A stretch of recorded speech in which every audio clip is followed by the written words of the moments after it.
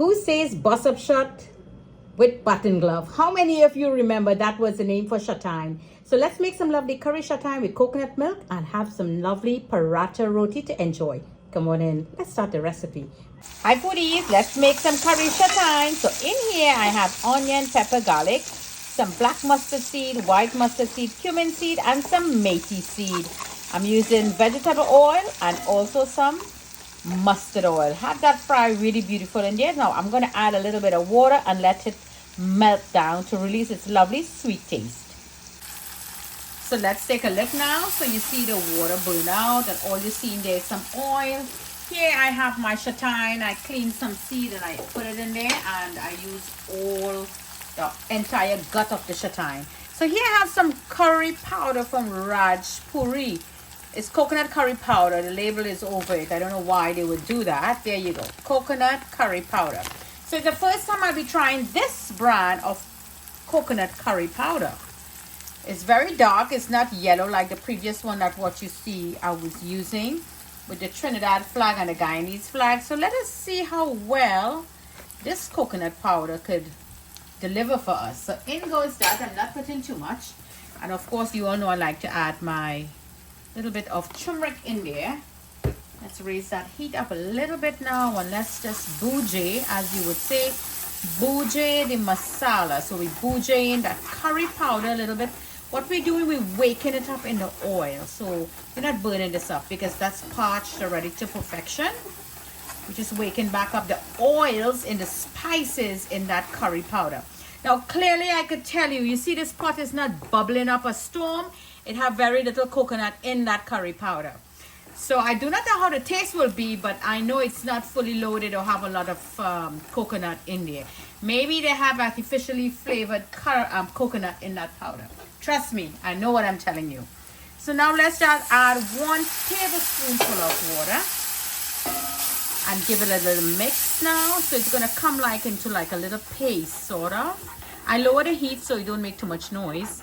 Now you can raise the heat back up a little bit and let this fry until the oil starts floating at the top. So you see that looks beautiful. It's all fried up and you see a lot of that oil is to the top. So here I have some fine thyme. You could just pull the fine thyme out of the twig and just drop it in there. You don't need all this big thing in there. Just gonna add a little herbs in there, not too much. We really want our spices into that. And you all know that katahar or chatagine is the family of the jackfruit. So here I have 2 lovely long leaf of bandania. The culinary herb from the beautiful island of Trinidad and Tobago. So my heat is on low. This is very hard. So wow, smells so high. Smells nice. So let's just wake up the oils in this also. You could puree it up if you wish. I do have, you all know I have that all in that freezer there. But I just want to add some fresh ones here. That is fresh frozen too. So I'm going to raise the heat back up a little bit. That looks marvelous. Let's add a little bit of pot salt. There you go. That looks marvelous. Little mix. And the kitchen smells divine. Add in that washed katahar bread nut, some of you know it as, and you all know they love to make this with coconut milk. It just gives it a great flavor, great taste. Combine all that curry powder in there, and I want this to remain in here and fry for a good 2 minutes. So let me finish up. We'll be back in 2 minutes. Okay, so let's take a look now what's going on in that pot. So I'm going to be using coconut milk to cook. We hold a spiker knife to cook this lovely katahar or chatagine, and this looks marvelous. You see it's all fried nicely, so it's pulling all that lovely spices that we have in here. In goes water to boil. Now as you all know, chatagine is a bit tough. As you would say, the gut is tough, and it's a full chatagine because the seeds are very mature. So I want to boil it first and soften everything up, and then we're going to add, at the ending of cooking, then we're going to add the coconut milk. Okay, let's take a look now. So it's burning down really nicely, and I I tasted it. This needs some salt. So I add some salt and I want to add a little more heat. So let's take a look and see that fried. Good. This is fried. Lovely. And you notice the gut, as you would say, get really soft and nice. So I had it on low and slow. So this is the point. We're going to add our coconut milk. But before I add that coconut milk, I'm going to take the knife and I want to zoom in a little bit so you could see how soft it is. There you go. You see? The seeds are very, very soft and creamy. That's how you want your seed to be. So just a little more boiling. There you go. A little more boiling up again with that coconut milk and you're going to be fine.